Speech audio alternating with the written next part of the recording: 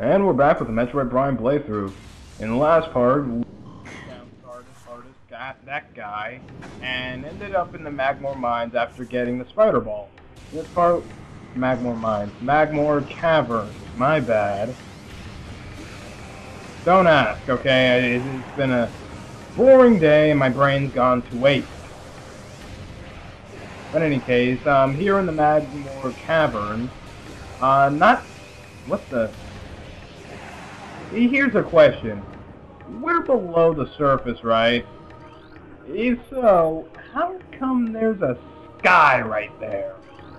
I mean, you couldn't see it now, but if you aim up, you can see clouds. Or is that just the upper layer?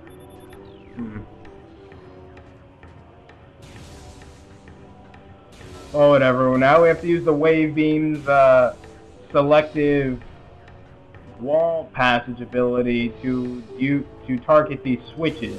By the way, notice that whatchamacallit, the thermal visor going up and down like that. If it hits one, then it immediately heats up and it's then no longer able to function. Yeah, that's what happens in the Stardust fight if you stay in it too long, and that's why you temporarily went blind in that fight.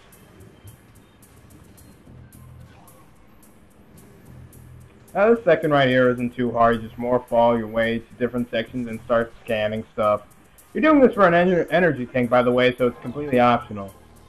But, you know, I kinda don't want to die anytime soon. Well, I'm not dying, really, anytime soon. If you die in a Metroid Prime game and you have over 3 energy tanks, you are doing something very, very, very, very, very, very wrong. I'm not even joking. Like, it's so hard to die in it. I mean, I'm not saying it's not hard to get stricken all the way down to 1 energy tank. No, that's probably happened to me the most in my gaming career. Not career. Can't talk today. But, I'm just saying, you are seriously doing something wrong if you die in a Metroid Prime game. 2, on the other hand, because your health falls like a rock, it's understandable, but 3 and 1, no. I have no idea why I came out of Morph Ball form just to do that, but whatever.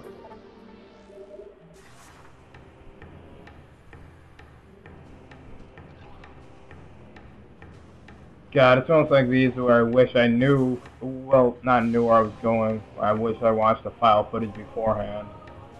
And I wish my computer would stop freezing on me. God, how many times is gonna bring that one up?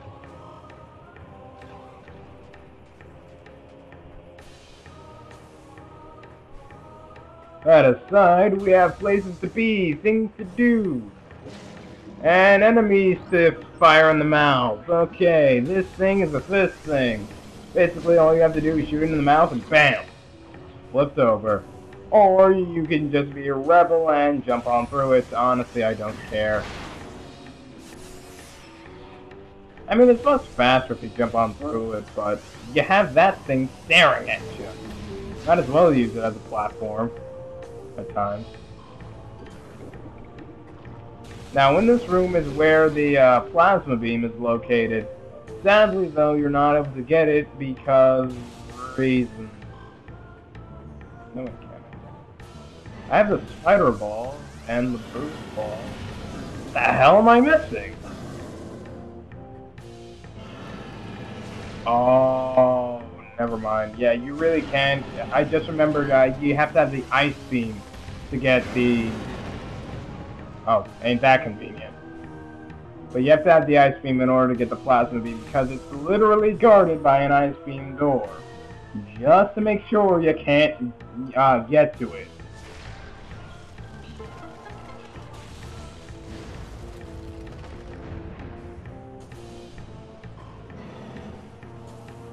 And here I'm just saying, I'll just take the blows. I've already wasted enough time as it is. Yeah, trust me, the lava does not hurt as much as you think it does. It only does like really a quarter of damage. The only real problem with lava is trying to get out of it. And here's the spider ball section that I can honestly do without the spider ball, but yeah, I kind of needed to kill Stardust, so game completion and everything.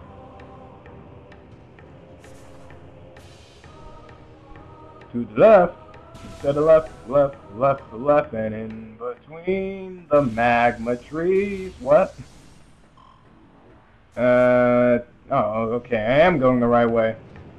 For a minute there, I thought I got lost in the playback. I'm like, wow, I'm usually better at this.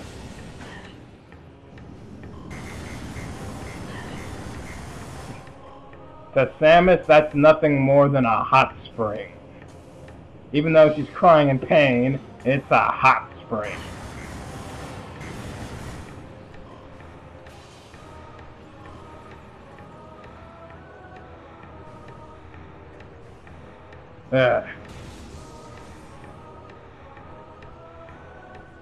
Okay, okay. Nope, wait. Yep, there I go. The ice spreader! And I can scan this bridge. This one is Bendesium. Anything you see that's Bendesium pretty much means that you have to use Power Bomb. You can't defuse it with a regular Morphball Bomb. Yeah, I know it only matters to basically anyone who bothers to read it and understands it. But trust me, I don't understand most of anything that happens in Metroid. All I know is that you just run around and shoot stuff for a while, and hope that Mother Brain or whoever the hell the big bad is of the area decides to let you in.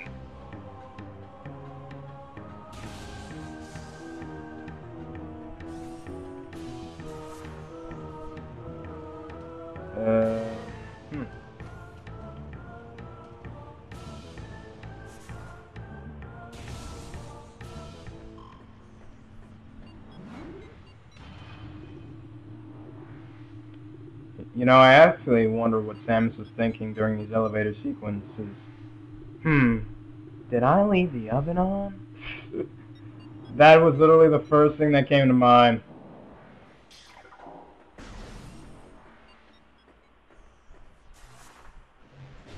I believe all I'm going to be doing in the Phandrana Drifts are getting a couple of upgrades. I don't know. I'm usually wrong about that stuff too.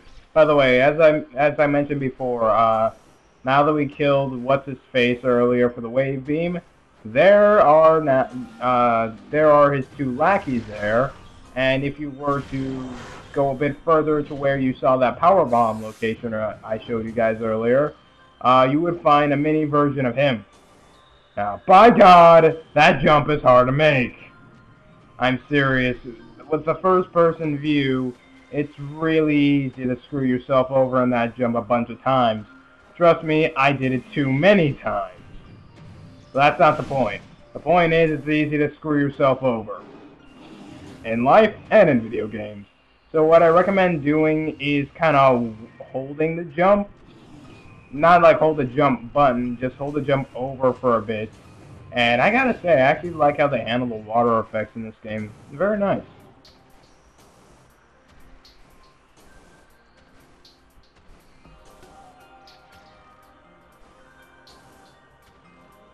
I also never got that about, snow and rain. How come it looks like it's falling towards you when in reality it's falling straight down, but you're running forward? I don't know, actually. I would look it up, but that sounds like such a stupid question to ask Google. And I'm pretty sure oh, Jesus Christ, why didn't I edit this out? Again, I'm usually better at this. Oh, hey, enemy that I really don't care about. I'm glad that the various suit also prevents Samus from getting hypothermia. I love the color Samus. From Jak and Daxter? No.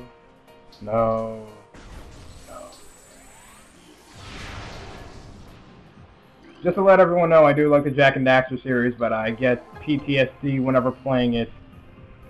In case you're wondering how, one day when I was playing Jak 3, well actually I was playing the entire Jak and Daxter collection, but I was having a field day with Jak 1, 2, and 3. Well, the entire collection rather. And then it got into the point where I was getting really, really hungry, to the point where I was on the verge of passing out. Like, so bad that I couldn't even walk 2 feet without hurtling over. So, long story short, I got something to eat, but ever since that day, my stomach, like every time I play a Jak and Daxter game, my stomach gets uneasy. I mean, oh, by the way, there's your boss mini enemy thing there. But ever since that day, every time I play a Jak and Daxter game, I get the feeling of I'm about to vomit. I mean, they're very good games. It's just, you know, PTSD, what you're gonna do. And that is probably the only video game series to ever give me PTSD in my entire life. I know, that I'm weird, I know, but still. Hey, I know people who played Super Smash Bros. Brawl until they passed out. Not like near passed out like me, just plain passed out.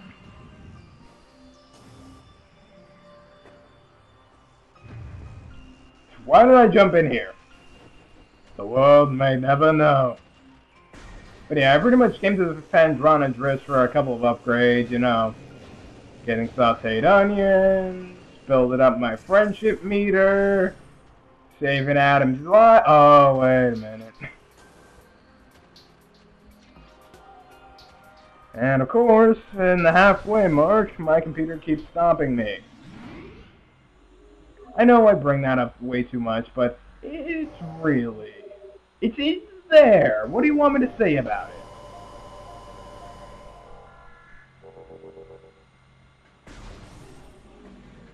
But with that important... Oh, by the way, I believe if you were to shut your console off and turn it back on, then Samus's missiles will be completely refilled.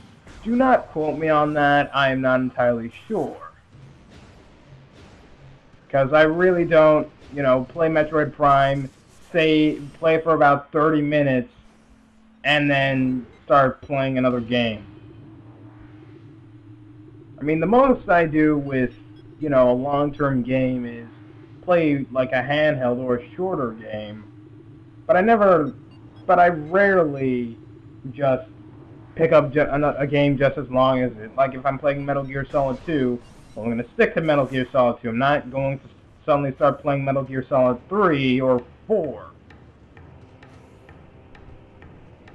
God forbid. I mean, seriously, the combined time of those games alone are astronomical.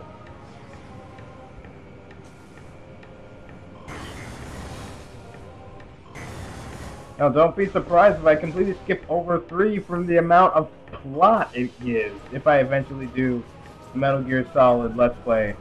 I don't know. I'm still throwing the idea around. Actually, if I'm going to do an MGS Let's Play, I'll probably skip over Metal Gear Solid 5 Demo Edition, because that's what I consider it as, a demo game. Not a real game, it's just a very expensive demo that we fell for. Well, more like the rest of the world fell for, because I got mine a couple of months later, but way too expensive and way too easy. Come on, Kojima, where's my hardening section supposed to be where I can never seem to escape those not Nazis, terrorists? I didn't realize I was playing World War II.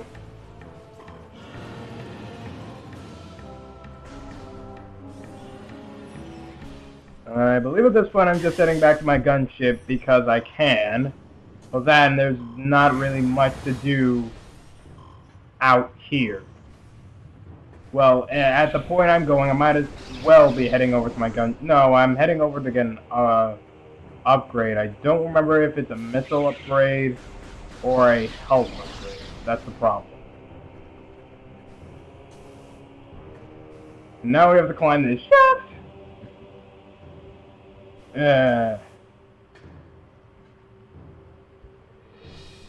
Now there may be writing on the walls, but it's nothing important. I mean, it was only left here by the Chozo hipsters. Who cares? By the by, I kind of hate hipsters. Mainly for the fact that they're the people who pretend to be poor but are rich. Pricks. Like, if you're gonna be rich, be rich. Do not pretend to be poor.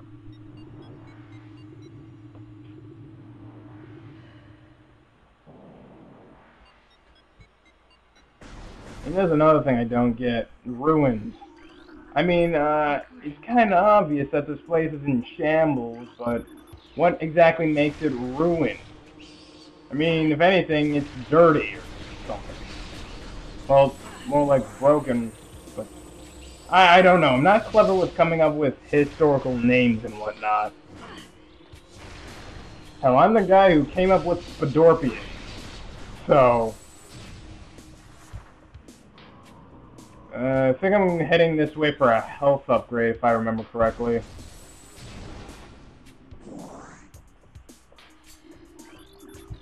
By the way, believe it or not, I actually had to do this section twice because I completely choked at the last second. I don't know why. It just happened, and you'll see what I mean when we get to that section. Now, you're not able to continue without blasting these things, and no, you can't use regular missiles or like the doors in Super Metroid or any other Metroid game where you have to use that particular type of missile upgrade to get it. Now, back up, there you go. Now, these bastards are immortal. They do not go down to Morphball missiles, regular missiles, super missiles, or anything else in your disposal, making these enemies the strongest ones in the game, about 10 times stronger than Ridley and, well, anyone else. Why doesn't Ridley just, make a shield or something out of these guys? I don't know. But, hey... Oh, no, Mamacita, no. Prepare your anus.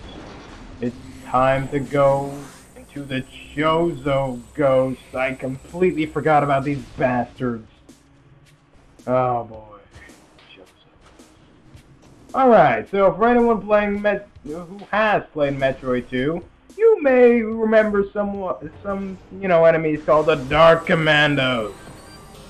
Chozo Ghosts are a variation of the Dark Commandos, only a lot less annoying.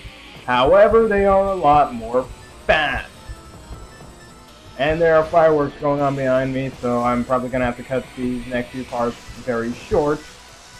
But the only real way to killing the Chozo Ghosts is by waiting for them to appear, then by unleashing a super missile into their face. And you better be, close by, or you're not getting that shot off. Yes, it only takes one super missile to kill the Chozo Ghost, but by God, are they hard to hit without the X-ray visor. Yes, I know that is a spoiler, but seriously, I don't care when it comes to the Chozo Ghost. These guys can go to Hiffle, Ziffle, Xyla Buff, I don't care. Just out of my Metroid game. But for dealing with those baddies, we've got ourselves access to a Chozo artifact. Thank God. Now these are, I know that I haven't brought this up yet, but these are mandatory for gameplay progression. That's the saddest thing about the Prime series. You have to require some stupid artifact in order to continue the rest of the game. Why? Because Metroid says so. I mean, Metroid Prime 3 did it the best. You did have to have a specific number of items, but if you were, being an explorer like you should have been, you would probably already have about 6 by the time you reach end game, and you only need 5. So, yeah.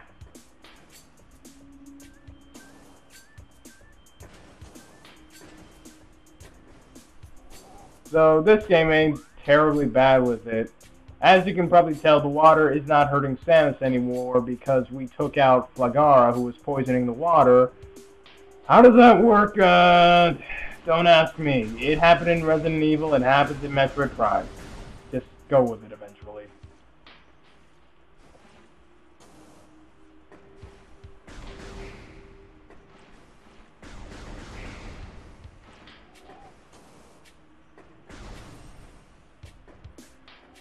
Now, I'm not sure if there's a permanent way to deal with the tentacle beast, but if so, I would have really liked to know, because by the time you're seeing this, well, by the time I'm even recording this, I'm pretty much done.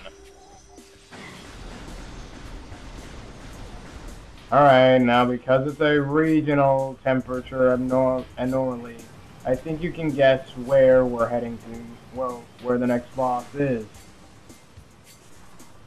Actually, did I just say abnormality? I usually say abnormality.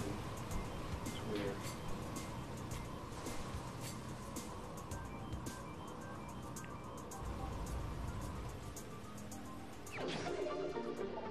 Ah, missed it by that much. But sadly, there is no other way to get out of this little cave-in area right there. Why? Because pick a reason.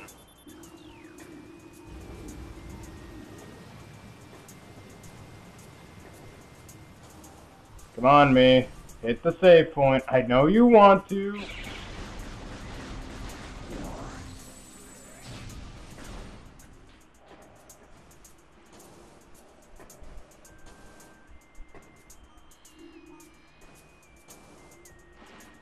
God, it is actually a lot harder than I anticipated to commentate over a Metroid game while fireworks are going off in the background. It is really distracting, and I can't really think much, but thank God this part is over. So I will see you guys in the next part. I'm Back up, but I'm just signing off. Please subscribe, like, comment, and bye.